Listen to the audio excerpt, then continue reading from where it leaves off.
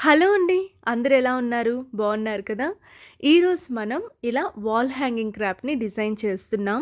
ఇది చూడ్డానికి ఇంత పెద్దదిగా ఉంది గానీ, దీన్ని డిజైన్ చేయడం మాత్రం చాలా అంటే చాలా ఈజీ అండి. దీని మెటీరియల్ కూడా వన్ బై వన్ చూస్తే, ఓహ్! ఇవన్నీ మన దగ్గర ఉన్నాయి కదా! అని మనం అనుకుంటాం. ఇప్పుడైతే ఫస్ట్ దీనికి కావాల్సిన బేస్ మెటీరియల్ ఫస్ట్ అయితే అట్టపెట్టెలు కావాలన్నమాట. ఒక అట్టపెట్టెని ఇలా నేను 4 షేప్స్ కట్ చేశాను. ఫస్ట్ స్క్వేర్ అనమాట. సేమ్ సైజులో ఇంకో స్క్వేర్ కూడా కట్ చేసి స్కేల్ అంతా లెంత్ పెట్టి కరెక్ట్‌గా గీసుకొని ఆ లోపల ఉండేదాన్ని కూడా కట్ చేశాను. సో 2 కంప్లీట్ అయిపోయాయి. ఇంకొకటి ఒక సర్కిల్. ఇది మన టిఫిన్ ప్లేట్ అంతా సరిపోతుందనమాట. చిన్న ప్లేటు. ఇది ఒక పెద్ద ప్లేట్ అనమాట. అందులో హాఫ్ అనమాట. హాఫ్ అట్ట ముక్క సరిపోతుంది. నేను ఈ అట్టముక్కను డిజైన్ చేయడానికి ఈ క్లాత్‌ని తీసుకున్నాను. ఫస్ట్ దీన్ని గ్లూ స్టిక్ పెట్టి ఈ క్లాత్‌ని నీట్‌గా అంటించాలి. మీలో చాలామంది నన్ను అడిగారు లేసెస్ అవన్నీ ఎక్కడ తీసుకుంటారు అని. నేను హైదరాబాద్‌లో బేగం బజార్‌లో తీసుకుంటానండి. ఇక్కడ ప్రైజెస్ కూడా చాలా తక్కువ ఉంటాయి. మనకు ఒక బండిల్ ఒక లేస్ బండిల్ మనకు 60 రూపీస్ నుంచే ఉంటాయన్నమాట. 60 రూపీస్ టు ఇంకా మనకు కావాల్సిన డిజైన్ ఎంత పెద్దదైతే అంతవరకు. సో నేను తక్కువ ప్రైజెస్‌లోనే చాలా లేసెస్ అయితే తీసుకున్నాను. మీరు కూడా వెళ్ళి ఏ లేస్ షాప్‌కెళ్ళినా మీకు తక్కువ ప్రైజే ఉంటాయి బేగం బజార్‌లో ఆల్మోస్ట్. గ్లూ స్టిక్స్ కూడా బేగం బజార్‌లో తక్కువ ప్రైస్ ఉంటాయి. ఆ గ్లూ స్టిక్స్ మీకు ఎక్కడ దొరుకుతాయంటే మనకు నార్మల్ కవర్స్ అవి అమ్ముతారు కదా! వాళ్ళ దగ్గర ఉంటాయి. వాళ్ళ దగ్గర అడగండి. మనకి చాలా తక్కువ ప్రైస్‌లోనే అన్నీ అక్కడ దొరికేస్తాయి బేగం బజార్‌లో. ఈసారి నేను బేగం బజార్ వెళ్ళినప్పుడు ఖచ్చితంగా ఒక ఓల్గా అయితే చేస్తాను. ఎక్కడ ఎంత ప్రైజెస్‌లో ఉన్నాయి ఏంటి అని. కొన్ని పెద్ద స్టోర్స్ ఉంటాయి. అక్కడ ఓన్లీ హోల్సేలే ఉంటుంది. చిన్న స్టోర్స్‌లో కూడా అదే ప్రైస్ ఉంటుంది. మీరు అక్కడ తీసుకోవచ్చు. దానికి దీనికి ఒక 10 రూపీస్ డిఫరెన్స్ ఉంటుంది అంతే. బట్ మీకు చిన్న స్టోర్సే బెస్ట్. ఎందుకంటే చిన్న ప్యాకెట్స్ దొరుకుతాయి. పెద్ద స్టోర్‌కెళ్తే మనం పెద్ద ప్యాకెట్స్ తీసుకోవాలి. సో చిన్న స్టోర్‌లోనే మనకు నచ్చినవన్నీ ఉంటాయి. అవన్నీ తీసుకోవచ్చు. ఇప్పుడైతే ఈ క్లాత్‌ని అంటించేసిన తర్వాత మనం సర్కిల్‌కి, హాఫ్ సర్కిల్‌కి కూడా సేమ్ ఇదే క్లాత్‌ని అంటిస్తున్నాం.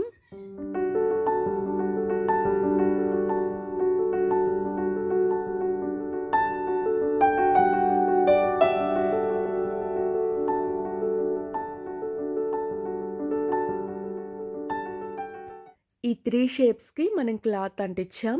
ఇప్పుడు మిగిలిన ఈ స్క్వేర్‌ని మనం ఉలెన్ థ్రెడ్‌తో కవర్ చేస్తున్నామన్నమాట. మనం సింగిల్ లేయర్ థ్రెడ్‌తో చుట్టొచ్చు. లేదంటే 2 లేయర్ థ్రెడ్‌తో కూడా చుట్టొచ్చు. అది మన ఇష్టం. లేదు అసలు ఉలెన్ వద్దు అనుకున్న వాళ్ళు సింపుల్‌గా ఒక రెడ్ కలర్ క్లాత్‌ని అంటించినా సరిపోతుంది. నేను కొంచెం స్ట్రాంగ్‌గా ఉండడం కోసం ఇలా ఉలెన్ థ్రెడ్‌ని చుడుతున్నాను.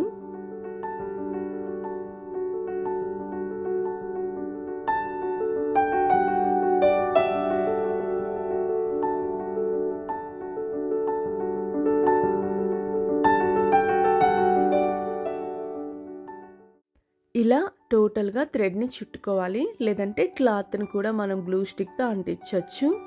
ఇప్పుడు మనం దీన్ని ఇంకొంచెం డిజైన్ చేయడానికి ఇలా గ్లిట్టర్ థ్రెడ్‌ని యూజ్ చేస్తున్నాను. మనం ప్రతి వీడియోలో ఈ థ్రెడ్‌ని ఎక్కువ యూజ్ చేసామన్నమాట. దీనివల్ల ఏదైనా సరే క్రాఫ్ట్ కొంచెం ఎక్కువ అట్రాక్టివ్‌గా కనిపిస్తుంది. సో ఈ థ్రెడ్ వల్ల అసలు ప్లెయిన్‌గా ఉన్నట్టు అనిపించదన్నమాట. అందుకే నేను ఎక్కువ ఈ థ్రెడ్‌ని యూజ్ చేస్తాను.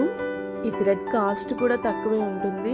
మనకి ఇందులో చాలా కలర్స్ ఉంటాయి. అన్ని కలర్స్ కూడా మనకు ఖచ్చితంగా యూజ్ అవుతాయన్నమాట. సో మీరు షాప్‌కి వెళ్ళినప్పుడు ఈ థ్రెడ్స్ అయితే కొనడం మర్చిపోకండి.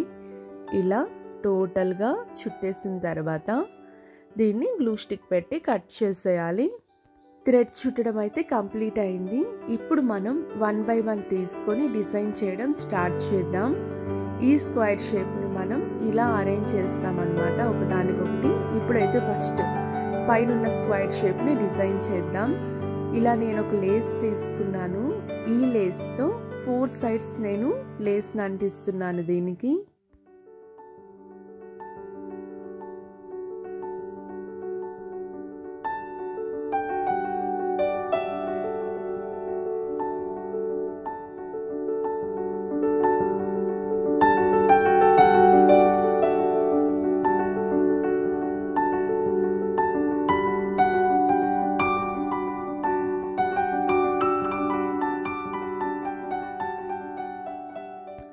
లేస్ అయితే అంటించేసాం. ఇప్పుడు మనం దీనికి ఇంకొక స్క్వైర్ ఉంది కదా, మనం ఉల్లెన్ థ్రెడ్ చుట్టింది, దాన్ని నీట్గా సైజ్ చూసుకొని కరెక్ట్గా అన్ని సైడ్స్ కరెక్ట్గా ఉండేటట్టు చూసుకొని మనం దానికి స్టిక్ చేయాలన్నమాట. గ్లూ స్టిక్ తీసుకొని జాగ్రత్తగా పెడుతూ మనం నీట్గా అంటించి తర్వాత డిజైన్ని స్టార్ట్ చేయాలి.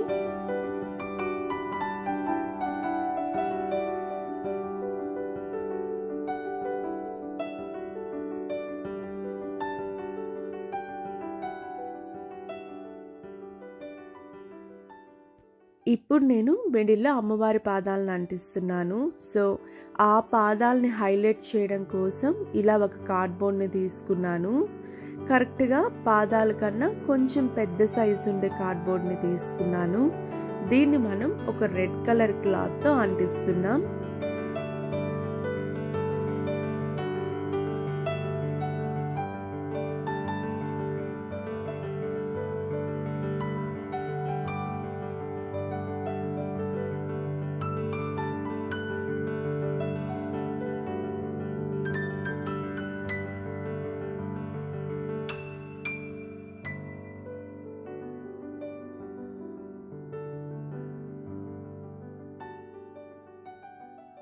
ఇప్పుడు నేను అమ్మవారి పాదాలని ఈ ప్యాచ్ మీద అంటిస్తున్నాను.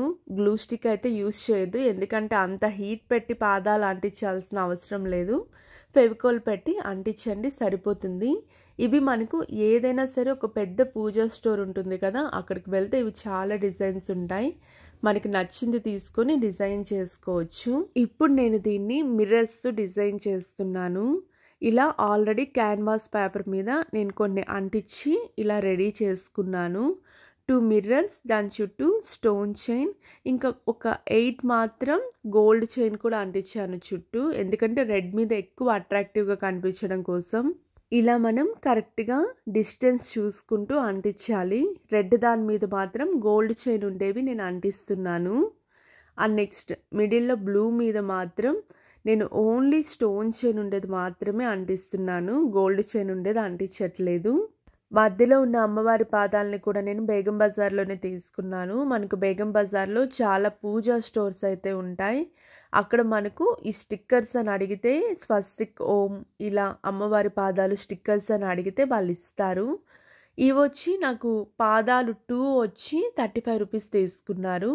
ఇందులోనే ఓం ఉంటుంది, స్వస్తిక్ గుర్తుంటుంది, మళ్ళీ వీటిలోనే వేరే వేరే డిజైన్స్ ఉంటాయి, ఇలా చాలా ఉంటాయి. 35 రూపీస్ తీసుకున్నారు 2 వచ్చి. ఏవైనా సరే 2 తీసుకుంటే 35 రూపీస్ అనమాట. మీరు మళ్ళీ కామెంట్ చేస్తారు కదా ఏదో ఎంత ప్రైస్ ఎక్కడ తీసుకున్నారని, అందుకే క్లియర్గా అన్నీ ఎక్స్ప్లెయిన్ చేస్తున్నాను. మీరు ఈ ప్లేస్లో మిర్రర్స్ అనే కాదు, ఇంకా ఫ్లవర్స్ కానీ ఇంకేదైనా మీకు నచ్చిన డిజైన్ కూడా చేసుకోవచ్చు. నేనైతే ఇక్కడ కంప్లీట్గా మిర్రర్తో డిజైన్ చేయాలని ఇలా చేస్తున్నాను. ఇక్కడతో డిజైన్ కంప్లీట్ చేసినా బాగానే ఉంటుంది. ఇంకొంచెం డిజైన్ చేద్దాం అనిపించింది, అందుకే నేను ఈ బీడ్స్ తీసుకున్నాను. టోటల్ థ్రెడ్కి ఎక్కించాను. ఇప్పుడు స్క్వైర్ ఉంది కదా, స్క్వైర్ చుట్టూ మనం ఈ బీడ్స్ పెడతామన్నమాట. అంత సైజు మనం బీడ్స్ని తీసుకోవాలి. ఇలా చూసుకొని మెజర్మెంట్ చెక్ చేసుకోవాలి, ఎక్కువ ఉన్నాయా తక్కువ ఉన్నాయా అని. కొంచెం ఎక్కువ వేసుకోండి, మెజర్మెంట్ చూసుకొని అవి రిమూవ్ చేస్తే సరిపోతుంది. నాకైతే ఒక్క బీడ్ ఎక్కువ ఉంది అనిపించింది, అందుకే దాన్ని రిమూవ్ చేసేసాను. ఇప్పుడు నీట్గా ముడి వేసేసుకొని థ్రెడ్ని, ఎక్స్ట్రా థ్రెడ్ని కట్ చేసేసి మనం గ్లూ స్టిక్ పెట్టి ఆ బీడ్స్ని స్క్వైర్ చుట్టూ అంటించాలి.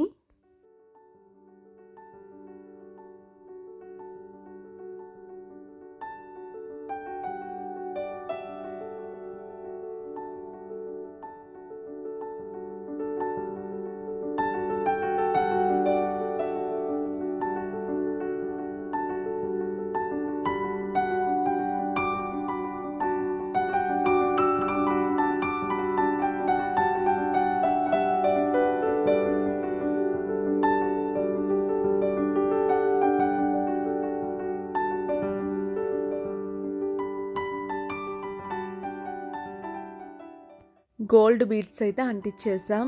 ఇప్పుడు లాస్ట్లో ఇప్పుడు పాదాలు గోల్డ్ కలర్లో ఉన్నాయి కదా, వాటిల్ని కొంచెం హైలైట్ చేయడం కోసం ఇలా చుట్టూ వైట్ కలర్ స్టోన్ చైన్ అయితే నేను అంటిస్తున్నాను, ఎందుకంటే ఇంకొంచెం ఎక్కువగా కనిపించడం కోసం.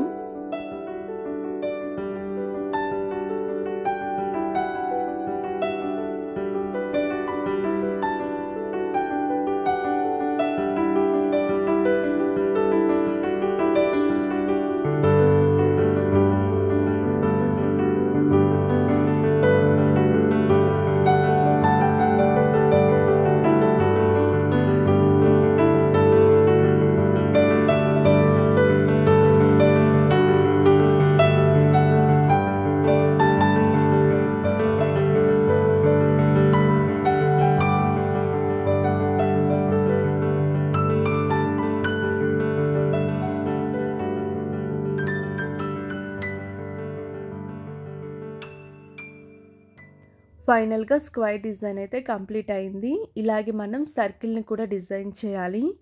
సర్కిల్లో మిడిల్లో నేను ఓంని డిజైన్ చేశాను, చుట్టూ లేస్ వేశాను. అండ్ నెక్స్ట్ ఇలా ప్యాచెస్ మనం కింద ఎలా అయితే ప్యాచెస్ అంటించామో అలాగే రౌండ్గా ప్యాచెస్ అంటించాను. ఓం దీంట్లో ఓం డిజైన్ని తీసుకున్నాను, దాని చుట్టూ స్టోన్ చైన్ అంటించాను, అలాగే బీడ్స్ కూడా గోల్డ్ బీడ్స్ కూడా అంటించాను. ఇప్పుడు మనం హాఫ్ సర్కిల్ని డిజైన్ చేయాలి. ఇప్పుడు మనం ఫస్ట్ లేస్ అయితే అంటిస్తున్నాం. నేను రౌండ్గా లేస్ అయితే అంటించట్లేదు, ఓన్లీ పైన మాత్రమే లేస్ అంటిస్తున్నాను. ఎందుకంటే మన డిజైన్లో అన్నిటికన్నా ఇది డౌన్లో ఉంటుంది కాబట్టి కింద నేను పోమ్స్ అంటిస్తున్నాను. అందుకని అక్కడ లేస్ అంటించట్లేదు, పైన మాత్రమే లేస్ని అంటించాను. ఇప్పుడు మనం డౌన్లో పోమ్స్ని అంటిస్తాం. ఈ పోమ్స్ తక్కువ టైంలో ఎలా చేయాలనేది నేను ఇంతకు ముందే వీడియో చేస్తున్నాను, ఆ వీడియో చూడండి. ప్రతిదీ ఎక్స్ప్లెయిన్ చేస్తే టైం అనేది చాలా ఎక్కువైపోతుంది. నేను డిస్క్రిప్షన్లో లింక్ ఇస్తాను, ఒకసారి చెక్ చేయండి. ఇలా గ్లూ స్టిక్ పెట్టుకొని మనం పోమ్స్ని కొంచెం దగ్గరగా అంటించాలన్నమాట. టోటల్గా ఇవి అంటిస్తున్నాం. ఇక్కడ నేను రెడ్ కలర్ తీసుకున్నాను, రెడ్ కలర్ ఈ కాంబినేషన్ ఎక్కువ కనిపిస్తుంది కాబట్టి. అలాగే మీరు ఎల్లో కలర్ కూడా తీసుకోవచ్చు, నేనైతే రెడ్ కలర్ తీసుకున్నాను.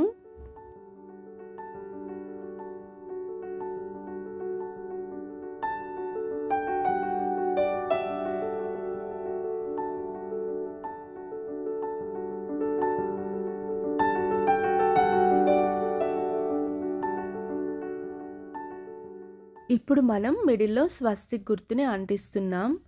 నేను ఎటువంటి ప్యాచ్ అయితే వేయట్లేదు, డైరెక్ట్గా స్వస్తిక్ గుర్తుని అంటిస్తున్నాను. ఎందుకంటే అది గోల్డ్ కలర్లో బాగా ఎక్కువగా కనిపిస్తుంది కాబట్టి నేను ఎటువంటి ప్యాచ్ వేయట్లేదు.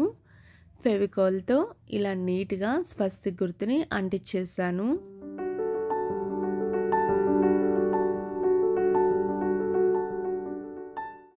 ఇప్పుడు మనం ఇక్కడ కూడా మిర్రర్స్తో డిజైన్ చేద్దాం. ఇక్కడ నేను ఇలా ఉండే మిర్రర్స్ని తీసుకున్నాను, ఒక కన్ను ఆకారంలో ఉండే మిర్రర్స్ని తీసుకున్నాను, దాని చుట్టూ స్టోన్ చైన్ అంటించాను. ఇలా నీట్గా మిర్రర్స్ని మనం అరేంజ్ చేసుకున్న తర్వాత ముందుగానే అరేంజ్ చేసుకొని అంటించుకోవడం బెస్ట్. ఎందుకంటే మన దగ్గర ఎక్కువ ఉండొచ్చు లేదా తక్కువ కూడా ఉండొచ్చు, కరెక్ట్గా అడ్జస్ట్మెంట్ చేసుకొని అంటిస్తే బెస్ట్గా ఉంటుందన్నమాట. ఇలా మిర్రర్స్ని నీట్గా అంటించేసాను. ఇప్పుడు స్వస్తిక్ చుట్టూ కూడా నేను గోల్డ్ కలర్ స్టోన్ చైన్ అంటిస్తున్నాను.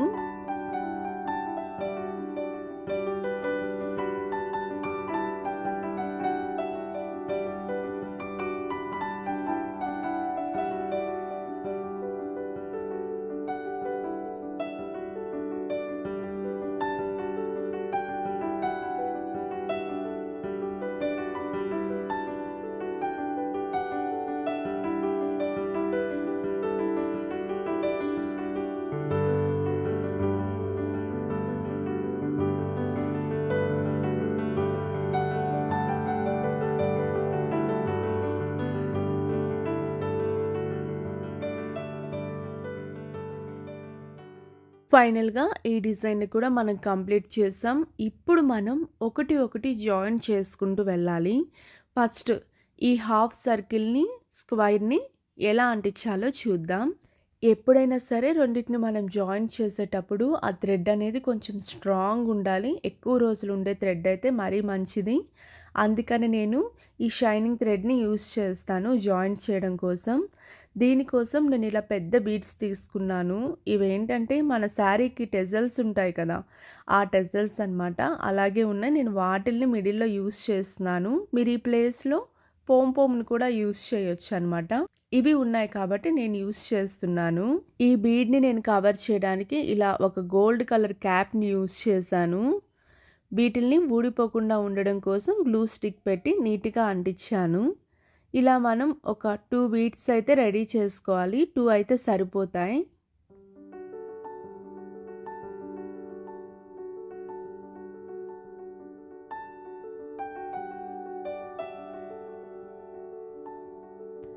ఇప్పుడు మనం స్క్వైర్ని హాఫ్ సర్కిల్ని నీట్గా అంటించాలి.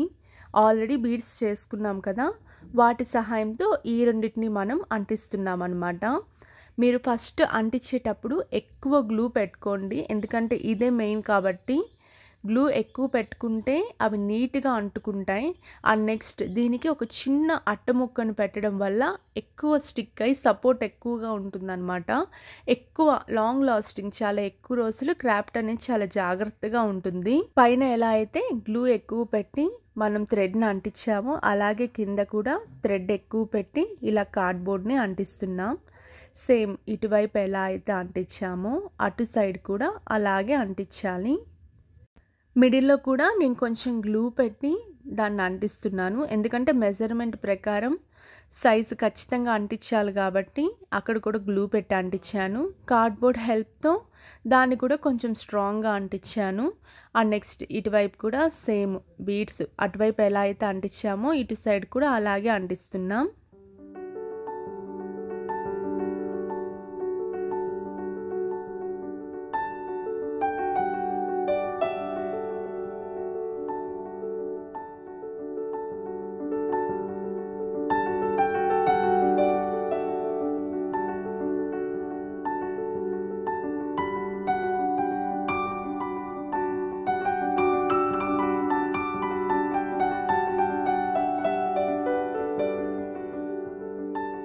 స్క్వైర్ని హాఫ్ సర్కిల్ని అయితే అంటించేసాం. ఇప్పుడు మనం టాప్లో సర్కిల్ని కూడా అంటించాలి. ఇలా సర్కిల్ని డైరెక్ట్ స్క్వైర్ పైన మనం అంటిస్తున్నాం.